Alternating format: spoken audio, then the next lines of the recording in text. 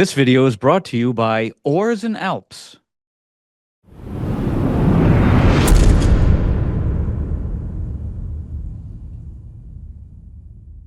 Hey everybody, Macadamia here for OCR Kings, and Tom is providing us important intel on the Spartan Race Atlanta Trifecta weekend held March 15th and 16th, 2025. We'll provide a link to Tom's unabridged version of this on his site, shankgym.com. There, Tom provides honest, insightful, and inspiring content that helps racers prepare for events, explore new challenges, and embrace transformative power of endurance sports. So definitely check out Tom and this unabridged sit rep on shankgym.com. So, Damer, I'm reading through this, and man, Tom is a wealth of information. It's right off the bat, he's providing an overview. It's just chock full of information. Since 2015, as a matter of fact, the Atlanta Trifecta weekend has been a popular event for Spartan, held at the Georgia International Horse Park at Conyers, Georgia. In past years, the race has encountered unpredictable weather, and it seems like they had some of that this year, too. This year, despite threats of tornadoes and rain, the weather was perfect for racing, with no rain affecting the race except for creating a significant amount of mud from an overnight downpour. So he's talking about two unique features of this race, following a few early season races that were, I guess, largely forgettable as far as terrain. Atlanta transformed the experience. This race, in addition to its obstacles and hilly terrain, boasts two distinctive features that set it apart from other locations on the race schedule: the granite outcroppings at mile 5 and the swampy areas at mile 4 and 8. Both of these features will either bring you back next year for more or have you searching for a race that doesn't include either. What you will know, though, if it's a Tom sit rep, he's going to be talking about geology. So he gives us a little bit of history on a little bit of history. A lot of history there. We might have to condense a bit, but again, the unabridged version is available on shankgym.com. We'll put a link in the description below. You can read all about it. He's just, he's amazing. Always fun to read these. Yeah. So definitely go out there and read the whole thing. If we're doing the unabridged, there's a rocky spot and there's a swampy spot. Yeah, that's what we, that's us. International Horse Park, which hosted equestrian events during the Atlanta Olympics. He's talking about, the granite outcroppings. And did you know, Damer, that during the Paleozoic era, around 300 to 350 million years ago, molten rock, magma, liquid hot magma, gradually cooled and solidified beneath the Earth's surface, creating large bodies of intrusive igneous rock known as plutons?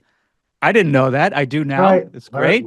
Learning something again. And as we fast forward through the eons between 200 and 250 million years ago, the overlying rock eroded, exposing the granite at the surface. And in the last 200 million years, this granite experienced a process called exfoliation, where outer layers peel away due to expansion from temperature changes. You know what, Damer? Speaking about exfoliation, an active on-the-go lifestyle needs products that can keep up. From the office to the trail and from the slopes to the water, Oars and Alps skincare is designed to work as hard as you do. Oars and Alps believes in powerful, clean ingredients that deliver real results. No harmful additives, no harsh chemicals, no worries. So guys, take care of your skin. Use the link in the description below. Or log on to oarsandalps.com. So, Damer, you sort of summed it up with the two features. I was talking about the granite. I see some stuff over here about the swamp. You had mentioned the swamp. Yeah. So Tom talks about the swamp section of his sit rep here. So granite is fun, but maybe you only remember the slog through the mud during the second half of the beast course. He doesn't recall, of course, utilizing this area as much as past years, cool. But perhaps it stood out more because of the heavy rain before the race. So whatever the reason, he hopes that they make use of this ecological feature going forward. It was unforgettable and a memorable part of the race. All right, that's cool. The big thing about the weather Tom is right in that before the race, there were major concerns that they were going to cancel due to a large weather system that Right. swept through all Well, the way to the East Coast, bringing we've heavy rains we've and tornadoes.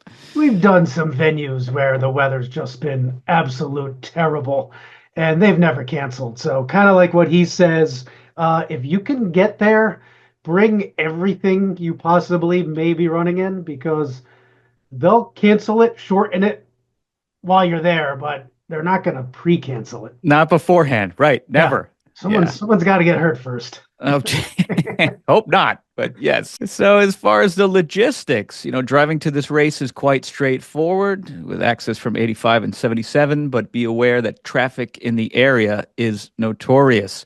Yes, it's He, Atlanta traffic. he always chooses 77 and connects to 20 in Augusta. So, if you're down there, you know what he's talking about. This is all brand new information to me. And this avoids some of the Atlanta traffic. He writes that our very own David Best, senior correspondent for OCR Kings, who has Sorry, David. 100 Spartan races under his belt, by the way. Congratulations again to you, Sure. David, sir.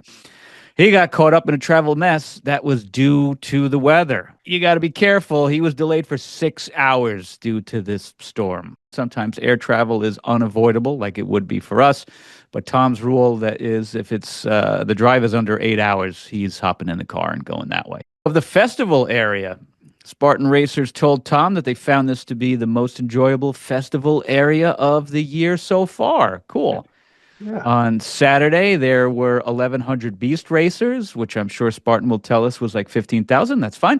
And when he returned to the festival area after the race, it was pretty crowded. Okay, that's good to hear. Yeah, it's good to hear people hanging out. That's good. Yeah. Numerous food trucks. U.S. Air Force Special Warfare had a impressive setup and engaging with the rest of us. And fun fact, we just learned having held a pilot's license himself at one point in his life. So not only does Tom do endless amount of Spartans and work out ridiculously, but apparently he had time to pick up a pilot's This license at guy, some point guy's as a well. maniac. The What guy hasn't he done? continues to impress. You know what he could do? Go back and get his pilot license again. He could fly himself down to the race, whether it's Yeah, right. 8 hours away or not. Yeah, yeah, come and pick us up. Tom, you are a dynamo, sir. All right. So, as of the course, he writes on Saturday, portions of the Beast course were used for both the super and sprints events as well. Okay. The Beast course could be divided into 4 separate sections. We're going to kind of, I guess, sort of shorten this a little bit. But the first section was a 5-mile run through the pine trees. The second section led racers out of the festival area and into the swampy section region that slowed everyone down before passing through a culvert, which was under a road. Well, yeah, that's a pretty cool picture that he has of that. And that encircles a golf course. Very, very good. The third section took everybody out to the trails into a large open area with a few challenging obstacles and 2 miles of open running before heading back. That's where you could really, I guess, hit the gas. And the final section brought everybody back to going around the golf course, through the culvert again, and into the festival area for the final gauntlet. Sounds pretty cool. That's right. I mean, and just looking at the course map, there's a lot of green on that beast just going this way, that way, and every way. So, yeah, and somehow too, I guess the Beast course incorporated all of those 4 sections and featured nearly 3,000 feet of elevation. I find that almost hard to believe, but if Tom says so, then that's the case. That's pretty impressive. Of the obstacles, Tom writes that OCR subscribers that he spoke with at the event mentioned that they felt the obstacles were evenly distributed throughout the race. That's great. that's nice. Tom agrees, but he thought the bigger challenge was their placement across all 3 races. After the first section, which remained very muddy, they encountered the rope climb. Okay, Yeah, muddy, it's going to make it hard. That thing gets ridiculously hard when it's just caked in mud. It's like, yeah, it's like a different technique. He writes that there was one obstacle we usually don't see other than in Asheville and West Virginia, a cargo net to help people scramble up a steep incline. Okay, he said it wasn't very hard, but it was kind of cool, something Yeah, different. something out there. He had it's obstacle number 12, cliff climb, and it was on all 3 flavors of the race. So that's cool that it's just something new if you're in a sprint, or also cool that they're using some steep terrain even on the sprint course. right? And Damer, how about this? One that he kind of says was not really the greatest of ideas. Yeah, so what they did on Saturday for the Beast was you got the usual starting corral, but they put the inverted wall to get into the starting corral, which usually it's just like a 4 foot wall. It's just kind of something to separate the starters from everyone else.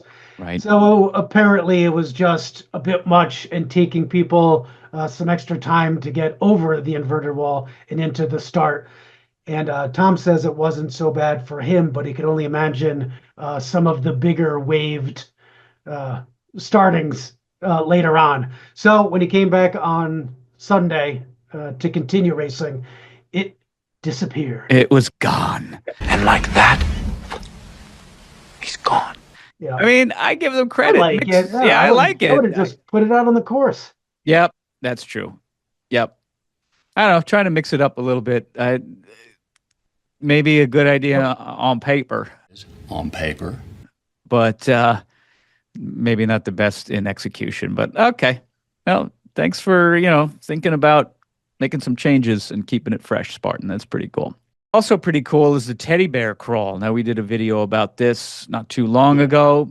This event in Atlanta marked the first anniversary of the teddy bear crawl. For those who don't know, Mark Haverland, a Spartan racer and all-around badass, founded a charity that provides teddy bears to children's hospitals.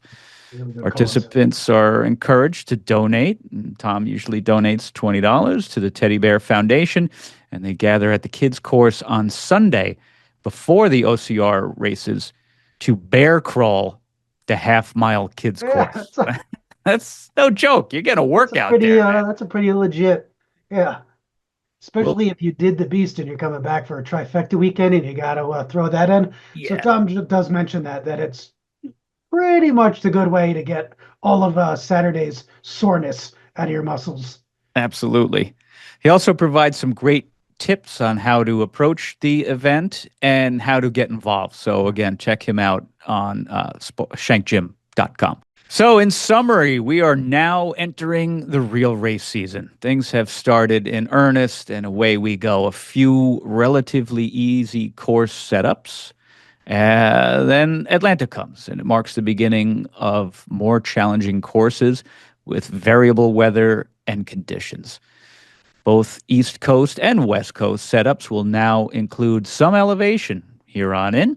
So adjust your training to strengthen those IT bands and prepare for new VO2 max adaptations. Interesting. We will have a few months before the hot conditions arrive, so use this time to synchronize your legs and lungs before the humidity sets in and we face a new set of challenges. Tom hopes to see you out there on the course, as do we. So definitely check out shankgym.com. Yeah, there's a lot that we left out. I mean, there's details about the teddy bear crawl, how to donate, some tips in there, and there's just some tips and more facts that we certainly breeze through that deserve an extra set of eyes. So absolutely go check out his blog. And as Tom mentioned, we are into the race season proper now. And we're reminding everybody that we are Spartan ambassadors this season, and Spartan Race has given us codes for free race entries, and we want to share those with you all. So please send us your video, include the catchphrase, train hard, have fun, and we'll send you a code for a free race. Not only Spartan, but we've got codes for Tough Mudder and for DECA. Also, if you haven't done so already, please like and subscribe. Yes. Leave us a comment, share the video. It definitely helps. It's greatly appreciated. And just like Tom said, we hope to see you out there on the course. But remember, until that time, as always, train hard. Have fun.